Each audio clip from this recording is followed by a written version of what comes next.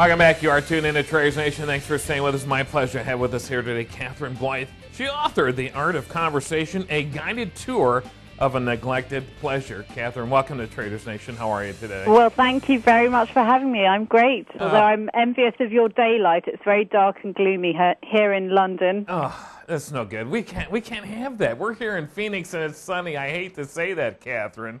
Oh, no, well, just project some of that sunshine down the phone line. I can hear a smile in your voice, so I'm boosting my mood already. I'll be happy to send it to you right away. All right. Have we lost our social skills to communicate as you know, people of the world, have we?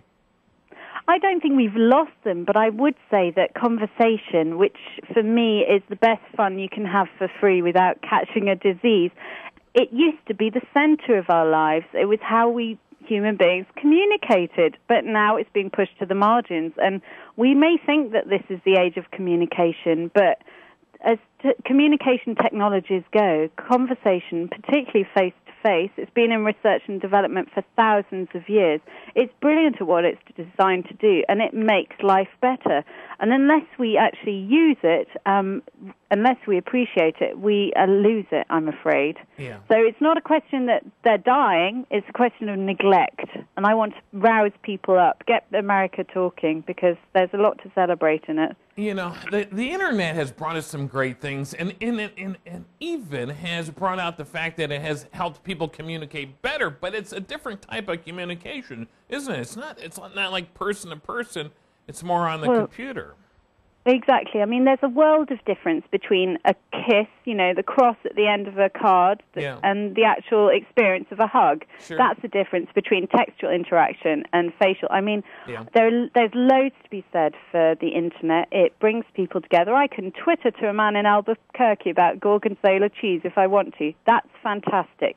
But it's worrying when people start imagining that a social life is just having a couple of pokes on Facebook. I mean, you may have 500 friends on Facebook, but if you never see them, does that constitute a social life? Yeah. I mean, for me, Wired Up World is all very well, but conversation wires our minds, and it makes us feel good and makes us think. It builds friendships in a way that no kind of machine-mediated communication really can.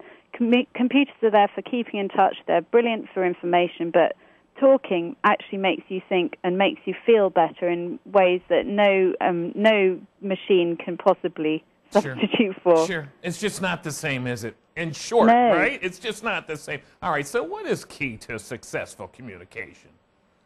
Well, I suppose the measure of a successful communication is the message that people take away from it. So I think it's all too common for people to feel that to be a great conversationalist, they have to be a great talker.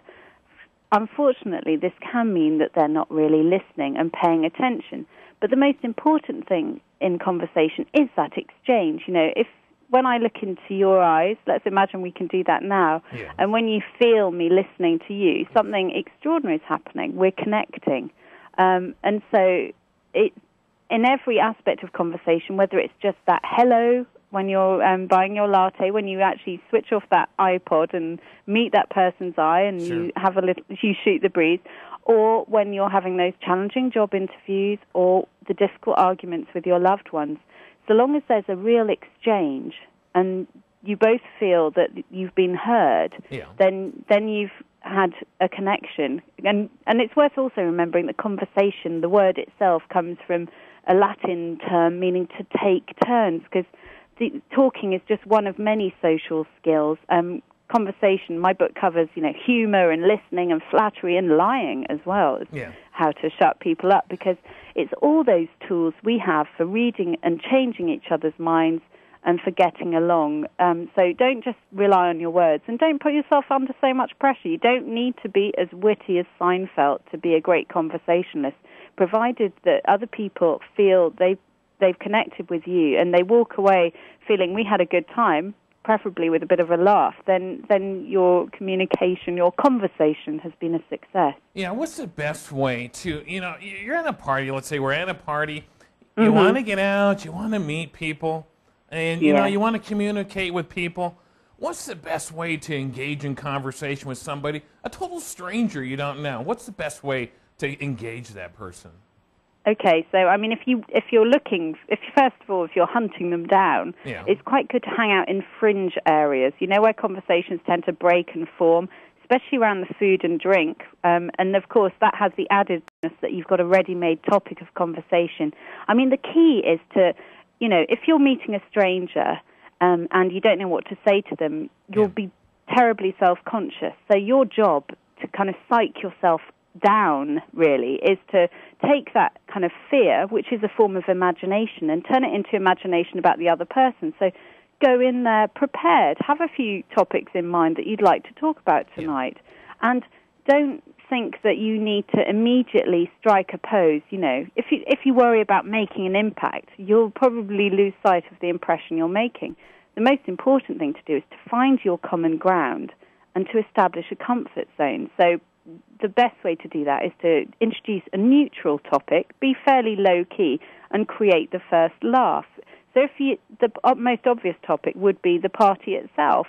You know, that's something that you can both talk about equally, and you can, you know, draw attention to the effort the host has made. It doesn't need to be terribly funny at first. You'll find that if you're smiling and you express great confidence, you'll both be laughing through nerves, and as soon as you share that first laugh, you've made the first connection, things will flow a bit easier. Yeah, because isn't there something true about that? There is something in common between you already. You're both at the same party. Exactly, and it's very easy to lose sight of that. I mean, if you find yourself drying up and you think, oh, God, I knew I was going to talk about such, but, oh, no, I can't remember.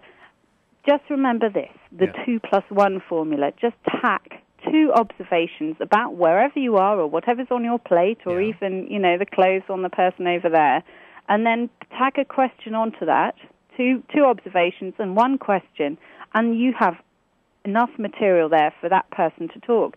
I mean, one of the mistakes that people make, too, is that they think that generalizations, you know, big, bold headline statements, such as you might see in the news, are really exciting.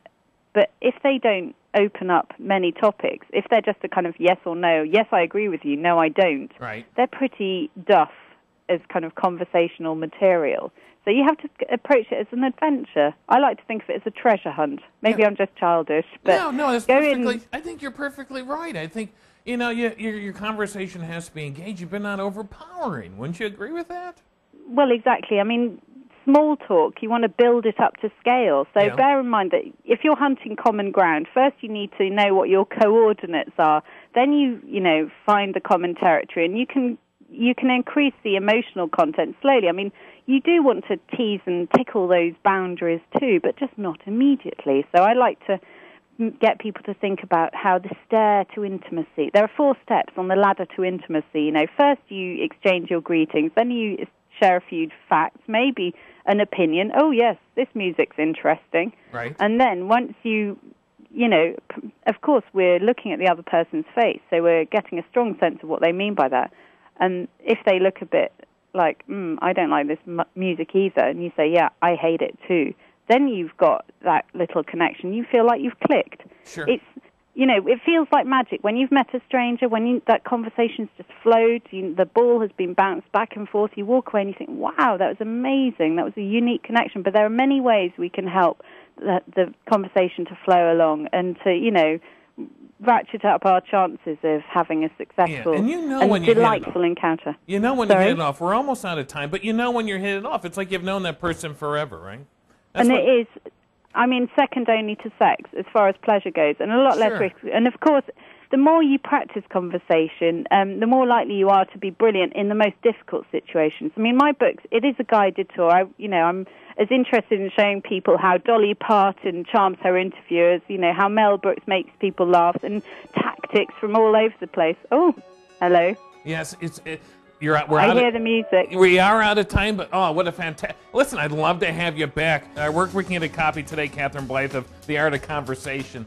The Art of Conversation and Neglected Pleasure in all good bookstores, on Amazon, and I'd be delighted to hear from people on my website, which is www.catherineblythe.com.